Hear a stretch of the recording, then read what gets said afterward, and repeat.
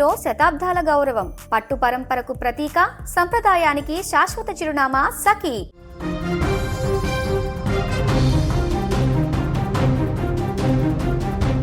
తెలుగు రాష్ట్రాలలో మళ్ళీ ఇంధన మంటలు మొదలయ్యాయి. ఇప్పుడు వాహనదారుల గుండెల్లో గుబులు రేపుతుంది ఈ యొక్క వార్త. బంకుల వద్ద నో స్టాక్ బోర్డులు వెలుస్తున్నాయి.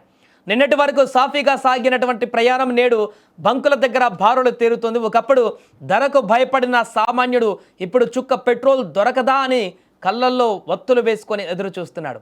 ఏపీ తెలంగాణ అనే తేడా లేకుండా ఇరు రాష్ట్రాలలోని కొన్ని ప్రాంతాల వద్ద ఇంధన కష్టాలు మళ్ళీ మొదలయ్యాయా అంటే ప్రస్తుత పరిస్థితి చూస్తే కాదనలేని పరిస్థితి ఏర్పడింది. ఇక ఏపీలోని విజయవాడ, కర్నూలు నగరాలలో కిలోమీటర్ల మేర వాహనాలు నిలిచిపోయాయి. కోనసీమ, అమలాపురం, అటు కాకినాడ, భీమవరం, తూర్పుగోదావరి జిల్లాలలో ఎక్కడికక్కడ బంకులు ఖాళీ అవుతున్నాయి. తెలంగాణలోనూ ఇదే సెగ తగులుతుంది. ఖమ్మం నుంచి మొదలుకొని నిర్మల్ జిల్లాలోని భైంసా వరకు సరిహద్దు ప్రాంతాలలో ఇంధనము కోసం జనం పడిగాపులు కాస్తున్నారు. ఆఫీసులకు వెళ్ళేవారు, అత్యవసర పనుల మీద వెళ్ళేవారు గంటల తరబడి క్యూ లైన్లలో నిలబడాల్సి వస్తుంది. డబ్బాలతో వచ్చే పెట్రోల్ కోసం వేడుకుంటున్న దృశ్యాలు సామాన్యుడి కష్టానికి ఇప్పుడు అద్దం పడుతున్నాయి. అసలు ఈ కష్టాలు ఎందుకు వస్తున్నాయి? సరిగ్గా నెల రోజుల క్రితం కూడా మనం ఇలాంటి పరిస్థితిని చూసాము. హైదరాబాద్ మిగతా ప్రాంతాలలో పశ్చిమాసియాలో నెలకొన్నటువంటి యుద్ధ ఉద్రిక్తత ప్రపంచ దేశాల ఇంధన సరఫరా పైన తీవ్ర ప్రభావాన్ని చూపుతున్నాయి. క్రూడ్ ఆయిల్ దిగుమతులు తగ్గడం, ఆయిల్ కంపెనీల నుంచి డిపోలకు సరఫరా అందడంలో జాప్యం జరగడం ఈ సంక్షోభానికి ప్రధాన కారణంగా కనిపిస్తుంది. దీనికి తోడు పెట్రోల్ బంకుల వద్ద నో స్టాక్ బోర్డులు చూసిన జనం మరింతలా భయపడిపోతున్నారు. రాబోయే రోజులలో పెట్రోల్ దొరుకుతుందో లేదో అనేటువంటి భయంతో పెట్రోల్ బంకులకు క్యూ కడుతున్నారు. దీంతో పలు బంకుల వద్ద రద్దీ ఏర్పడుతోంది. ఇక ఒకవైపు జనం క్యూ కడుతుంటే రాష్ట్రంలో పెట్రోల్, డీజిల్ కొరత లేదంటూ అధికారులు చెబుతున్నారు. తగినంత స్టాక్ అందుబాటులో ఉందని ప్రజలు ఆందోళన చెంది ఒకేసారి బంకులకు రావాల్సిన అవసరం లేదంటూ కూడా సూచిస్తున్నారు. కేవలం కొన్ని టెక్నికల్ కారణాల వల్ల సరఫరాలో స్వల్ప జాప్యం జరిగింది తప్ప కొరత అనేదే లేదంటూ, ఇదంతా అపోహ మాత్రమేనంటూ అటు ప్రభుత్వ అధికారులు కూడా చెప్తున్నారు. ఏదేమైనా కూడా ప్రస్తుత పరిస్థితి వాహనదారులకు కొంత ఇబ్బందికరంగానే మారినట్టుగా కనపడుతుంది. ఆ టెక్నికల్ కారణాలు ఏంటో పూర్తి స్థాయిలో సాల్వ్ చేసుకొని నో స్టాక్ బోర్డ్స్ లేకుండా బంకుల వద్ద సరఫరా అనేది కొనసాగితే మొత్తం కూడా సార్ట్ అవుట్ అయ్యేటువంటి అవకాశం ఉంటుంది. కానీ ఇది ఇలానే కొనసాగితే మరింతగా ఈ అంశాన్ని వాహనదారులు సీరియస్గా తీసుకొని కావాల్సిన దానికంటే అధిక మొత్తంలో పెట్రోల్ కొట్టించుకోవడానికి బంకులకు వెళితే మరలా షార్టేజ్ వచ్చేటువంటి అవకాశం కూడా ఏర్పడేటువంటి పరిస్థితులు ఉన్నాయి.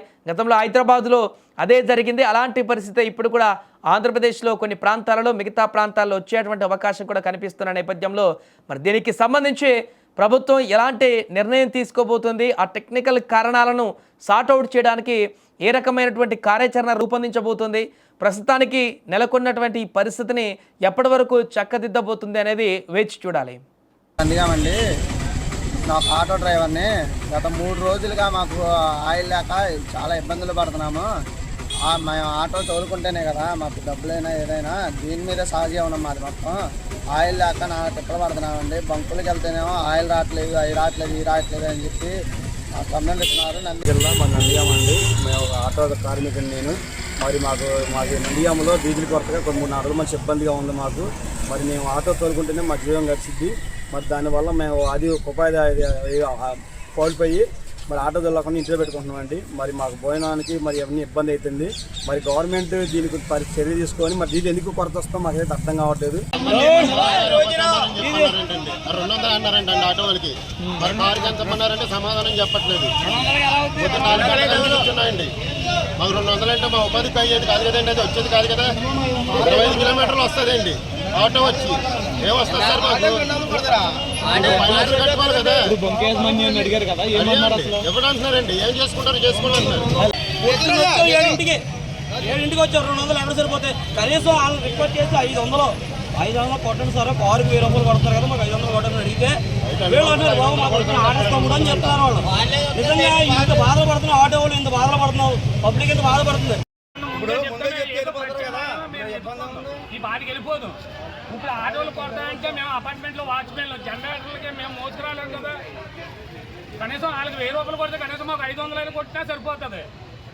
దాని గురించే తప్ప మేము దేని గురించి కాదు. పొద్దున్న అనగా ఎట్టాము అంతే.